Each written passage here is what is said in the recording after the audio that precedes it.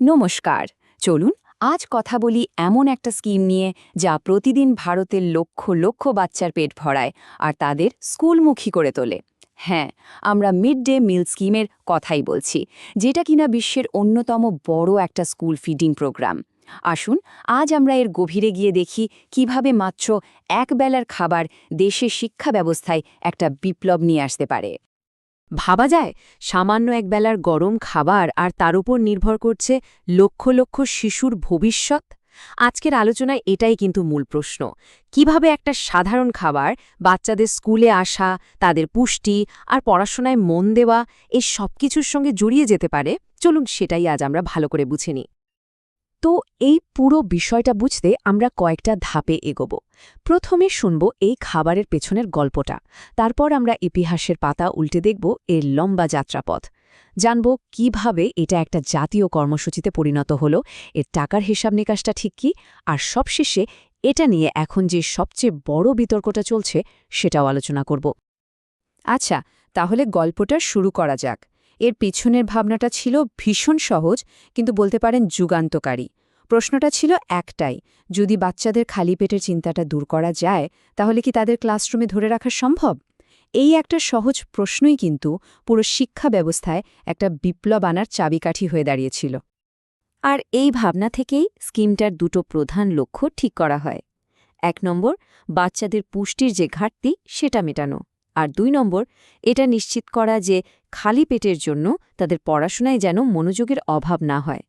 মানে খাবার আর শিক্ষা এই দুটোকে সরাসরি জুড়ে দেওয়াই ছিল আসল উদ্দেশ্য। এবার চলুন একটু ইতিহাসের দিকে তাকানো যাক। একটা ছোট্ট স্থানীয় উদ্যোগ থেকে কিভাবে এটা ধীরে ধীরে একটা বিশাল জাতীয় কর্মসূচিতে পরিণত হলো। এর প্রায় ১ শতাব্দীর যাত্রাপথটা কিন্তু বেশ ইন্টারেস্টিং। এই টাইমলাইনটা দেখলে ব্যাপারটা পরিষ্কার হয়ে যাবে। এর শুরুটা হয়েছিল কিন্তু প্রায় ১০০ বছর আগে, ১৯২৫ সালে মাদ্রাজে, একটা খুব ছোট উদ্যোগ হিসেবে। তারপর কয়েক দশক ধরে এর সাফল্য দেখে গুজরাট, কেরালার মতো রাজ্যগুলো নিজেদের মতো করে স্কিম চালু করে। আর সবশেষে ১৯৯৫ সালে এটা একটা দেশজোড়া কর্মসূচির রূপ পায়। ভাবুন তো, কি অসাধারণ একটা বিবর্তন! তবে আসল বদলটা আসে কিন্তু ১৯৫৫ সালে। তামিলনাড়ুর মুখ্যমন্ত্রী কে কামারাজের ওই পাইলট প্রজেক্টটা প্রমাণ করে দেয় যে স্কুলে খাবার দেওয়াটা শুধু পুষ্টির জন্য নয়, এটা আসলে ক্লাসরুমে বাচ্চাদের ফিরিয়ে আনার একটা দারুণ শক্তিশালী অস্ত্র হতে পারে। তার এই দূরদৃষ্টিই কিন্তু এই প্রকল্পের ভবিষ্যৎটা ঠিক করে দিয়েছিল। ঠিক আছে, ইতিহাস তো দেখলাম। এবার চলুন আমরা সবচেয়ে গুরুত্বপূর্ণ অধ্যায়টায় আসি। কিভাবে একটা সরকারি প্রকল্প থেকে মিড ডে মিল ধীরে ধীরে সারা দেশের শিশুদের আইনি অধিকারে পরিণত হলো। এই পরিবর্তনটাই কিন্তু আজকের মিড ডে মিল স্কিমের আসল ভিত্তি। এই ধাপগুলো একটু দেখুন। ১৯৯৫ সালে জাতীয়ভাবে শুরু তো হলো, কিন্তু আসল গেম চেঞ্জার ছিল ২০০১ সালের সুপ্রিম কোর্টের একটা রায়। ওই রায়ের পরে সব সরকারি স্কুলে রান্না করা গরম খাবার দেওয়াটা বাধ্যতামূলক হয়ে যায়। আর ২০১৩ সালে যখন এটাকে জাতীয় খাদ্য সুরক্ষা আইনের আওতায় আনা হলো, তখন এটা শুধু একটা প্রকল্প থাকলো না, এটা শিশুদের একটা আইনি অধিকারে পরিণত হলো। আর বর্তমানে এই স্কিমটা পিএম পোষণ বা প্রধানমন্ত্রী পোষণ শক্তি নির্মাণ নামে পরিচিত।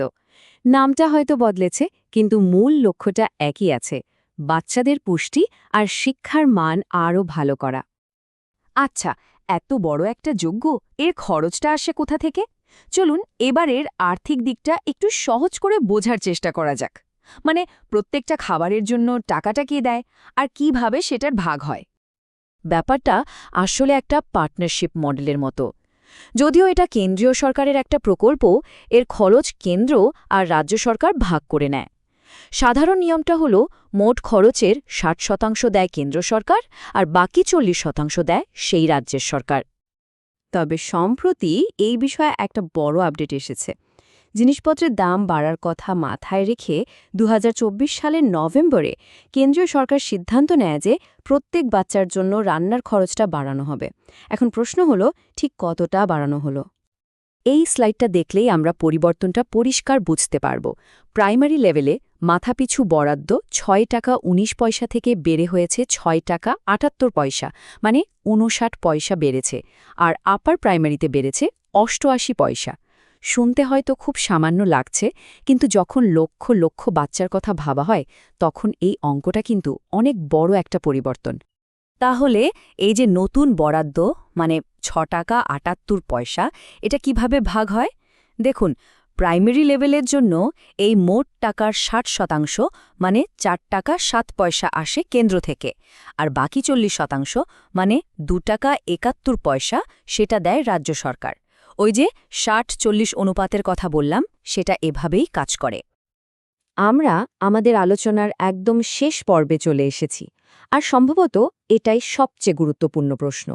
ইতিহাস, নিয়মকানুন, টাকার অঙ্ক সবই তো জানলাম, কিন্তু আসল প্রশ্নটা হলো, এই যে বরাদ্দটা বাড়ানো হলো আজকের বাজার দরের হিসেবে, সেটা কি সত্যিই যথেষ্ট? আর এখানেই বিতর্কটা শুরু। শিক্ষাক্ষেত্রের সঙ্গে জড়িত অনেকেই বলছেন যে বাজারের শাকসবজি, ডাল, এমনকি গ্যাস সিলিন্ডারের যা দাম, তাতে এই সামান্য বৃদ্ধিতে একটা ভালো পুষ্টিকর খাবার দেওয়া প্রায় অসম্ভব। তাদের মতে বরাদ্দটা আরও বাস্তবসম্মত হওয়া দরকার। তাহলে দেখুন, পরিস্থিতিটা বেশ জটিল। একদিকে সরকার বরাদ্দ বাড়িয়েছে, যেটা অবশ্যই একটা ভালো পদক্ষেপ। অন্যদিকে আছে বাজারের আকাশছোঁয়া দাম। আসল প্রশ্নটা হলো, এই দুটোর মধ্যে ভারসাম্য রেখে বাচ্চাদের পুষ্টির যে মূল লক্ষ্য, সেটা কি পূরণ করা সম্ভব হবে? এটাই এখন সবচেয়ে বড় চ্যালেঞ্জ। তাহলে চলুন আজকের পুরো আলোচনাটা একবার সংক্ষেপে দেখে নিই। আমরা দেখলাম কিভাবে ১৯২৫ সালের একটা ছোট্ট স্থানীয় ধারণা আজ সারা দেশের শিশুদের আইনি অধিকারে পরিণত হয়েছে। আমরা জানলাম যে এর খরচ কেন্দ্র আর রাজ্য ৬০-৪০ অনুপাতে ভাগ করে নেয়। সম্প্রতি বরাদ্দ বাড়ানো হয়েছে ঠিকই, কিন্তু সেই টাকাটা যথেষ্ট কিনা তা নিয়ে একটা বড় বিতর্ক চলছে। শেষ করার আগে একটা বড় প্রশ্ন রেখে যেতে চাই।